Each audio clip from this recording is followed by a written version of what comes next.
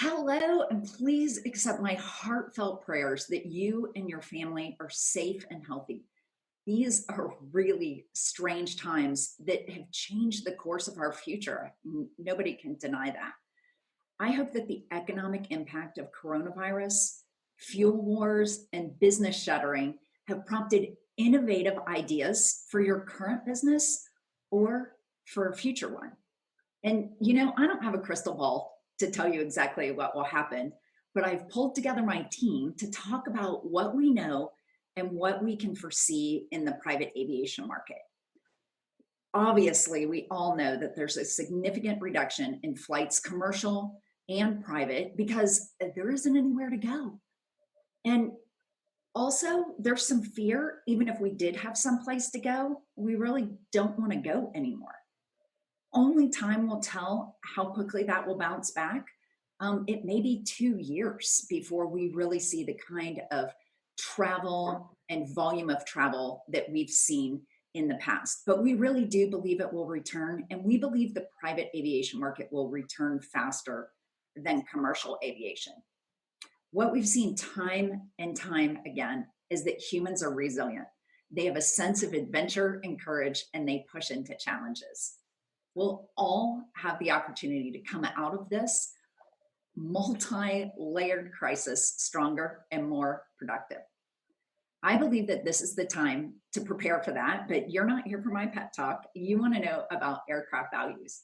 And to that end, I've asked Ryan Lutz, Charlie Bravo's vice president and the person we rely strongly on to know what's going on in the markets, and Bob Wilke, our ASA certified senior aircraft appraiser, to join me on this call. Hey, Ryan, we had a lot of aircraft sales activity late in 2019 that seemed to be spilling over into 2020.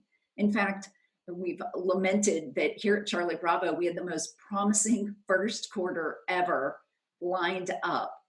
And then, what happened and what do you see coming? Right, so spillover from the previous Q4 is a very natural phenomena here. We see it every year. To understand kind of how these markets work, we tend to see a peak in the March to May timeframe. It kind of goes quiet over the summer, and then we see a peak at the end of the year as people try to get aircraft closed for tax incentives. We'll obviously naturally see some of those deals spill into the first quarter. And that's where a lot of these transactions were coming from these past few months. To understand what's coming up, we really have to look how private aviation deals are structured. In our experience, the standard private aircraft transaction takes about 4 weeks from like start to finish. So a lot of the planes that were under contract in early March and mid-March, and even some into late March during the beginning of this coronavirus epidemic, are going to be transacting here in April.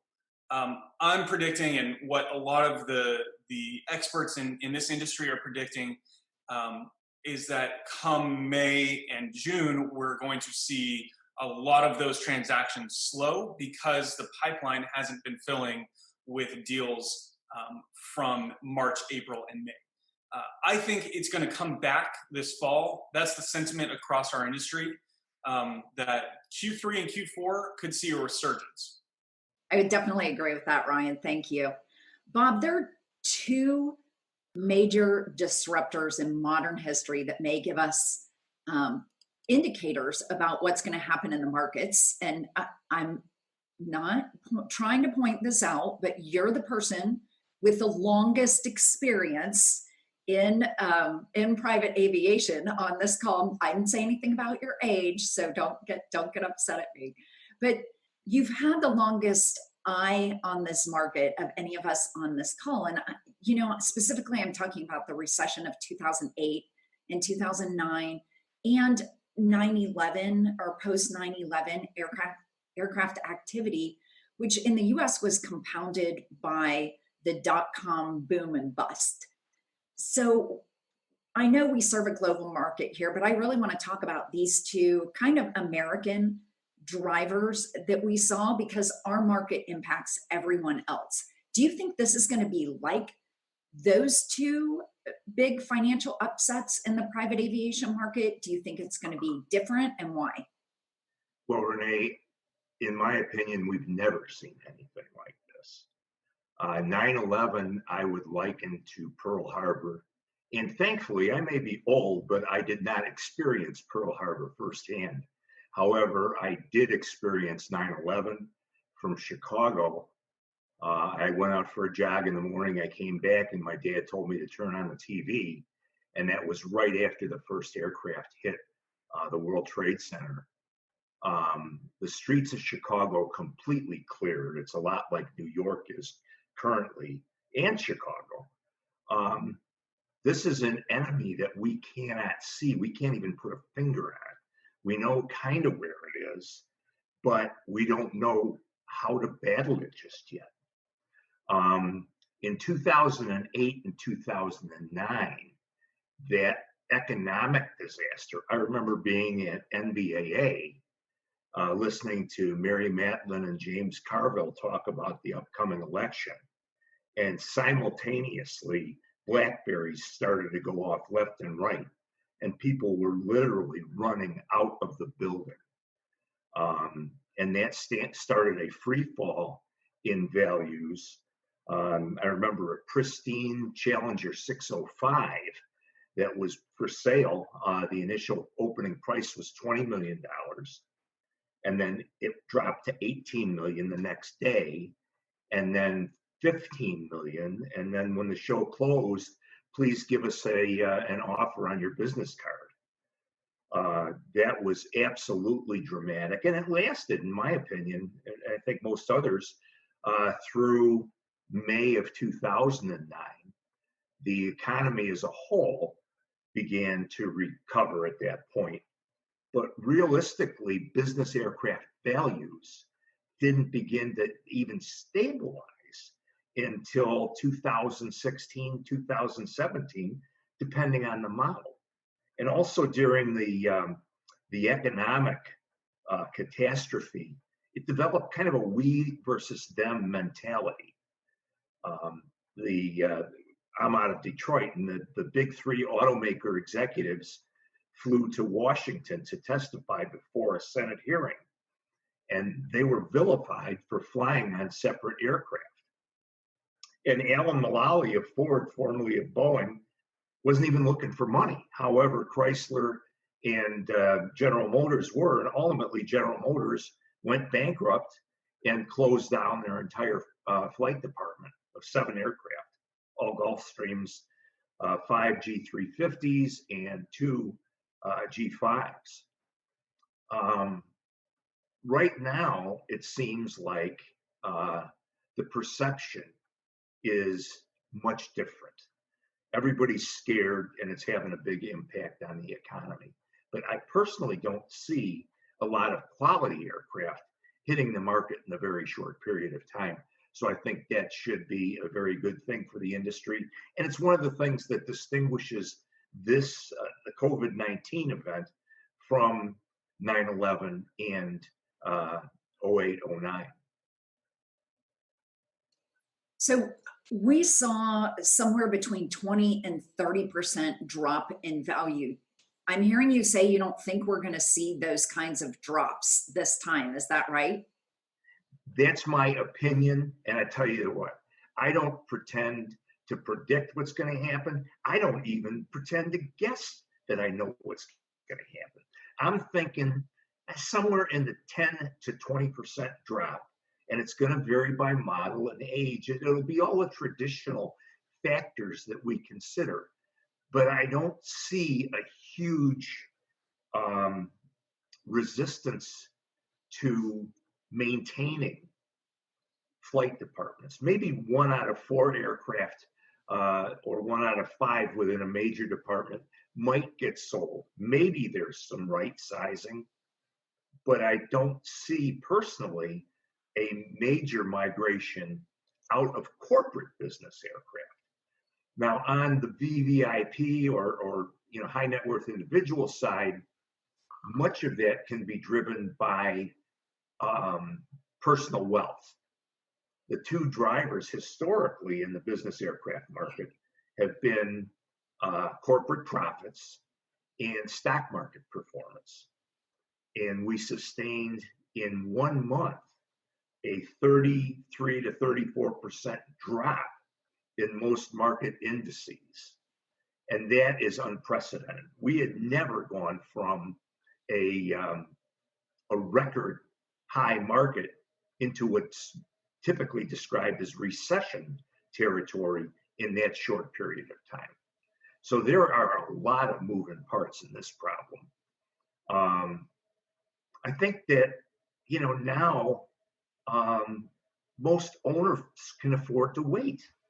And given that, when there's tremendous uncertainty, very few people are going to take this decisive action. What they're going to do is think and see the impact of this. And I don't honestly think the impact is going to be as devastating as many people consider it to be. Well, I think that's good news. Ryan, you and I are both seeing, as we've been doing research and putting planes in front of people, some drop in pricing expectations in aircraft that are already on the market. So people who already planned to sell and now are willing to take less to not have the plane follow the market down or to sit on their books. And we have other clients who are willing to wait it out, believing, kind of like what Bob was saying, that things will stabilize once the economy gets going again. Are you seeing inventory flooding the market, or are the increased levels of aircraft available for sale just reflective of the stalled acquisition activity? Yeah, so to answer your question directly, no, there has not been inventory flooding the market. We've seen a very natural uptick in aircraft for sale that corresponds with deals just not getting put together right now. It is too early to panic. And that's what we at Charlie Bravo Aviation have advised our clients currently selling their aircraft with us. What everyone can agree on right now is that the buyer pool has dried up. People are not putting their money in play for these aircraft yet. Mostly dried up, I'll say. And our reasoning to our clients is, if there are no buyers, let's not go ahead and advertise a huge asking price reduction, because it's unnecessarily devaluing your asset for a buyer that's still not going to be there. If history serves us correct, and Bob can attest to this, a lot of the depreciation that came across all models in this 2008 financial crisis that we frequently refer back to was influenced by this dropping of asking prices unnecessarily. There just weren't buyers there. So the sentiment on the broker side of this industry is, let's not repeat our same mistakes. And it's been heartening to see that our broker friends that I talk to every single day have the same message going out to their sellers: is don't unnecessarily hurt yourself. Let's wait to see this out, and no need to panic right now. The light and mid-sized jets have remained pretty steady over the past few weeks. We're not seeing any major deals just yet. Larger cabin aircraft are always a different story, but are mostly following the same trend. We've started to see some kind of one-off fire sale dumping deals, kind of case by case, but definitely nothing to indicate any sort of devaluation trend at this point. So going off of that, I have a little bit of a segue question for you. As we start seeing people traveling again, when they have places to go again, kind of the marketing studies that I'm hearing is that people will probably stay pretty domestic in their travel plans until there's a vaccine in place, which could be as long as 18 to 24 months from now. Do you think that this is going to impact the aircraft that have the range for domestic travel, or shorter ranges? Or do you think that's going to impact the longer range jets as people are scrambling to get to some of their international locations, and why? It's going to affect both of those at different times, and we're going to see an upswing in both of those at different times.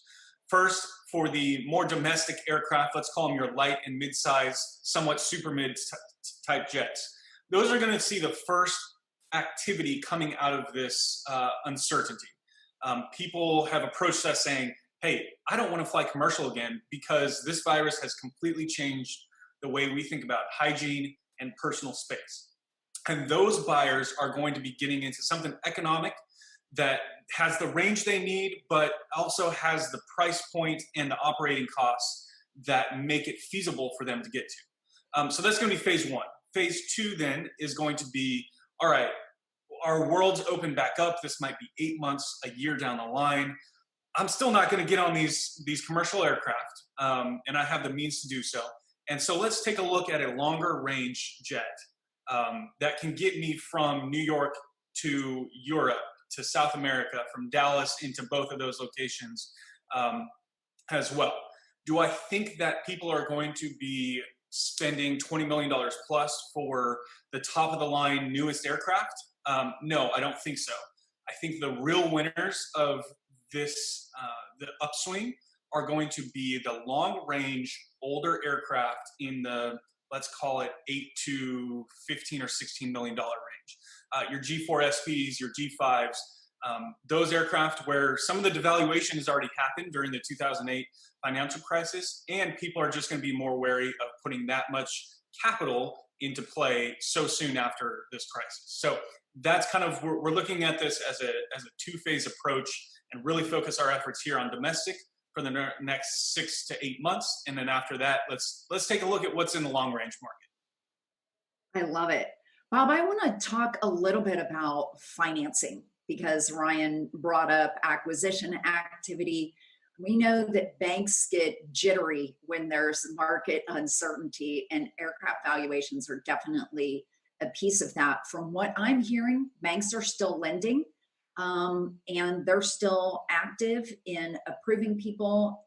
They may have changed their terms a little bit or required a little bit more down already, but we're seeing that they're still interested in investing in aircraft for clients. What did they need to be careful about as far as protecting their fleet of aircraft that they're managing? What does other stakeholders need to be careful about during these times as far as aircraft valuations go? Well, I think the fundamental thing with a quality lender, be it for relationship or even asset-based, is understanding the asset and understanding your client. Keep communicating with them. Find out what the current condition of the aircraft is and how much they feel they're going to be flying. It's incumbent for everyone to know what the maintenance condition of the aircraft is, what's coming due, and about how much is it going to cost to perform those maintenance items, or even perhaps upgrades. So have somebody in-house or have a technical asset, technical resource, review the camp reports if you've got access to them and find out what the maintenance due schedule is. Help your clients, help your borrowers with their planning. If there's going to be an upgrade planned, now is a perfect time to perform that upgrade along with service that's going to be coming due, and perhaps offer a refinancing opportunity to cover those costs and maybe even ease a current cash flow issue that they may have. You'll establish a client for life by going out of your way to doing that. You're going to, as a lender, you're going to have a more highly valued asset, and you're probably going to be in a better secured position as well. Contact hourly cost maintenance programs, which are almost a required portion, at least on the engine side, with every loan contract and definitely with every lease agreement. But there's also hourly programs or monthly programs, periodic programs for the airframe, the avionics, the APU.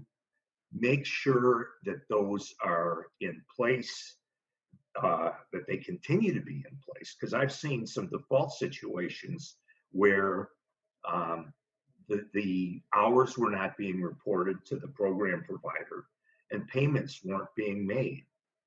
Have the ability to do that, because the predecessors to payment default on a loan are generally going to be deferred maintenance, a hangarman's lien, hangar keeper's lien, I think is what it's actually called, perhaps even insurance expiration, things of that nature. So you want to check on all of those things. But if the maintenance program, hourly maintenance program, is in default, you can work on behalf of, and I've done this before several times, of the borrower to get that put back in place. Because if it's not in place, your aircraft values are going to be diminishing very quickly and to a great extent. The most important thing, in my opinion, is to fly the aircraft. Take it up every 2 or 3 weeks for 45 minutes and fly that thing at altitude. Because while you can run up the systems and the engines on the ground and you can open and close the doors, it's not like getting that aircraft up into cold, dry air to get rid of the condensation that occurs between aluminum surface and then begins or extends the process of corrosion. Airplanes like to fly, and if they don't, they show their unhappiness like well, I won't come up with any generic descriptions of sex or anything, but like a person that likes to shop, if they're precluded from going to the store, they can get kind of ornery. If you don't exercise the aircraft, or if you do not at least do tarmac spool ups of the engines and the systems, then you're looking at preservation procedures that are mandated by the various OEMs. And if you don't preserve in that situation, bad things happen. But bad things happen when you do preserve an aircraft, because now eventually you're going to take it out of preservation. And there's a whole host of things that, while not damaging the system so much, the interior of the aircraft can, even if you put desiccant packs in there, can eventually start to stink. And when you go to show an airplane, you want to show it in its optimal fashion. Smells are not a good thing. The final thing is make sure where your hull risk coverage is. Is it at the proper amount?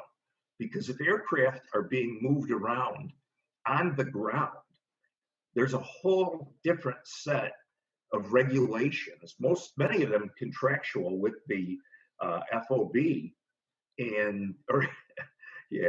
fixed base operation, not the FOB. That's kind of like FOD. But you may also consider an umbrella policy to cover all of the aircraft in your lending fleet. And then also take a look at liability, especially if you're a lessor. But that's really the basics. Well, thank you so much. You're welcome. I appreciate that. You know, in these uncertain times, we know that values can fluctuate and that speculation on these values fluctuates even more. Ryan already alluded to that. So I think it's important to keep these things in mind. We want you to know that we're here for you. We publish quarterly market reports. A lot of you who are watching this are already subscribers to those and have gotten those in your inbox in the last couple of days. But we've put together an even more in-depth program whereby we deliver a monthly report on specific activity in the model that concerns you. And we can pair that with an official appraisal by Bob, either a desktop appraisal or one conducted in person. The combination of the monthly in-depth research and the appraisal should give you significant insight into the value of and the market for your aircraft. Visit the link below to learn more about these 2020 only programs. Introductory pricing is good only through the end of April, so don't delay. In the meantime, enjoy your extra moments with your family, catch up on some reading, and please take good care of yourself.